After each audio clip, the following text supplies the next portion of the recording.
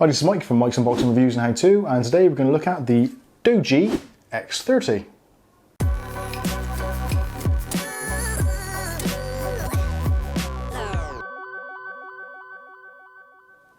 Now you're probably thinking, what is a Doji X30? Well, Doji, I've never heard of them before. I've seen them on Amazon and things like that, in GearBest and other Chinese sort of retailers, but I've never really thought, well, I really want a Doji phone. Dodgy phone, definitely not. Doji, possibly. Anyway, that's enough of that. Let's have a look at the Doji phone and see what we actually get in the box. Now, first of all, you get quite nice packaging actually in this. It looks quite professional. Very nice and good packaging. Packaging doesn't make a lot of difference. Let's see what the phone's like. Now, my first reaction is this is pretty heavy, and another reaction is it's got a TPU case on it already, and what looks like to be a screen protector of sorts.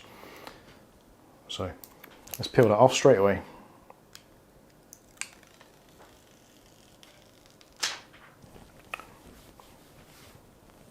Okay, so there's the screen, and it's a 5.5 inch screen. It's an IPS, only 720p, so it's not full HD, but for this price, which actually going into the price, this is $79.99 on Amazon at the moment, slightly cheaper on GearBest. I'll provide links in the show notes below, so if you want to check them out, please do. The weird thing about this phone, it's £80 or £70 or however many dollars that is, but the strange thing is it's got 4 cameras.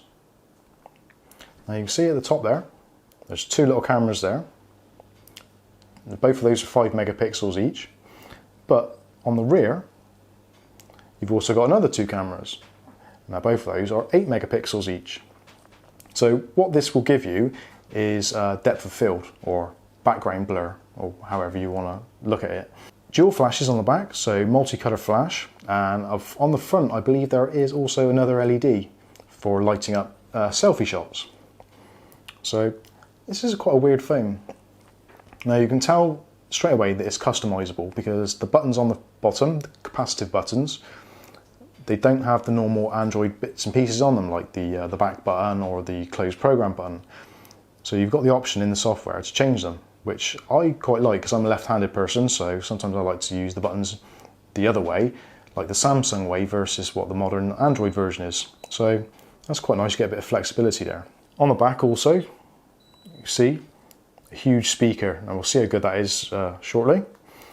On the top you've got a headphone jack, which actually is covered by a sort of dust-proof thing with the case. That's pretty nice. Again, all these features, $79.99 out of the box. It's not bad. Actually, talking about out of the box, I should have gone through and see what else we get in here. So, cardboard. You get a UK mains plug, which is rated at 1 amp, so not brilliant. No fast charge supported because this is an older model. It's the MediaTek, I think it's the 6734 chip. It's a quad-core 1.3 gigahertz quad-core. So it's not going to set the world on fire, but again, it's £80. What do you expect? And you get in there the micro USB charger. Again, no fast charger on this. Again, at this price point, you wouldn't really expect it at the moment. So what else do we get in here? So you get quite a nice little printed pamphlet with what have we got in here? Yeah, it tells you what all the bits and pieces are, where the SIM cards go, etc. That's kind of nice. You get, surprisingly, you actually get a screen protector and a microfiber cloth. So that's a spare screen protector because there is one already provided. So 2 screen protectors out of the box. If only Apple and people like that did that, that'd be great. So here we get our Doji warranty card, and we get another little Doji business card, which on the back says, please remove the insulating film from the battery terminal and fully charge the phone before you turn it on the first time. Well, we're definitely not going to be doing that. But anyway, it tells you what to do. So let's take this thing out of the case. Actually, the case has actually got a sort of like a dust-proof cover for the charging slot as well, which in some cases is brilliant because it stops you getting dirt and debris in phones so it doesn't charge. But that's also a bit of a pain as well. So if you want to charge it, you've always got to flip that open to try and get to it. So that might have to come off with a knife. Anyway, nice to have a clear cover.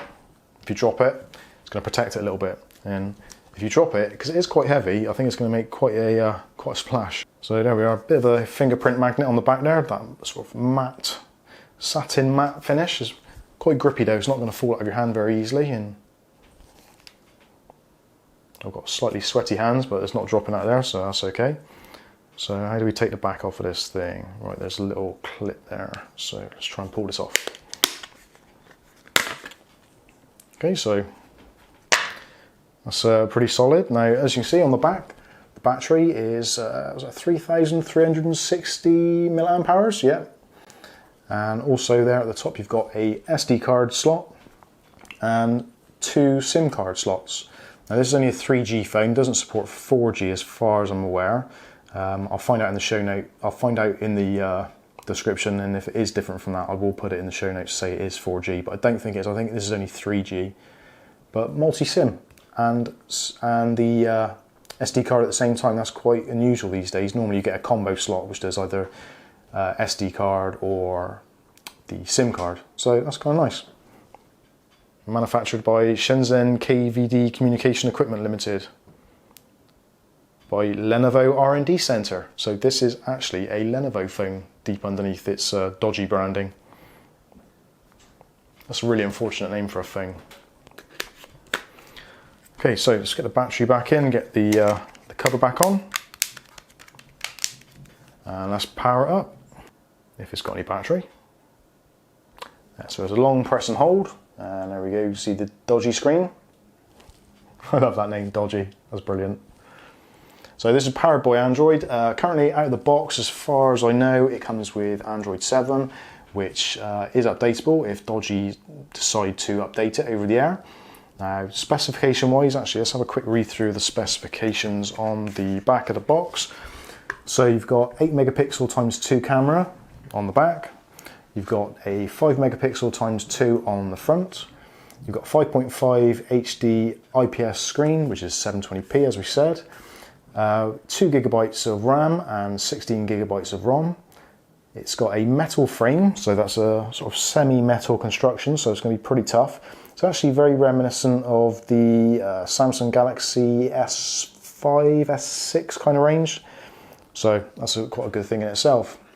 You've got 2.5D glass, 3,360 milliamp hour battery, as we said, Android 7, and 720p recording.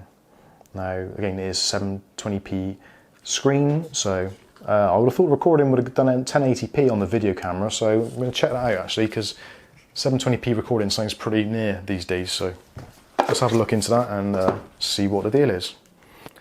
So that is what you're greeted with, first of all, when you first fire up this device. Okay, let's have a quick look at the camera and see what options we get for recording. So we go straight into video. Video quality, okay, so as I expected, I thought it was a bit low to be 720p, so you actually got 1080p recording on there as well as an option, and also with HDR and all those other things. You've got the option to mute the microphone as well, which is kind of nice. Don't normally see that straight away. And GPS you can add to your videos as well. So let's have a quick test of this.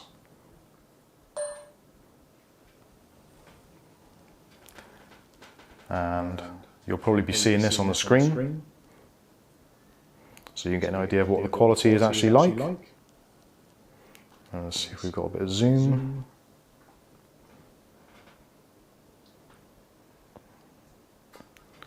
Okay, so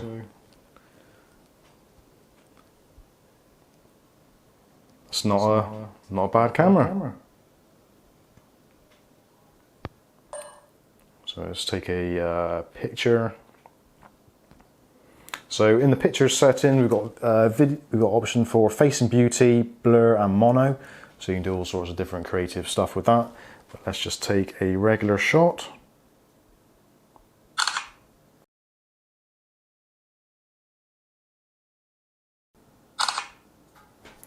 And let's see if we can get some blur.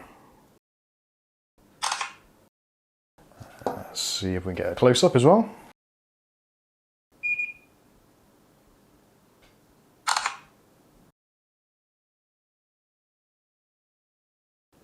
So the blur effect actually, I think, looks horrible. Don't like that at all. Let's just get a close-up shot so you can see how good the camera is.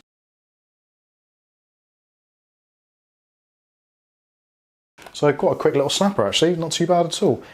It's quite heavy, so if you're into doing selfies, then this is probably going to be giving you a bad arm. So let's do a quick selfie.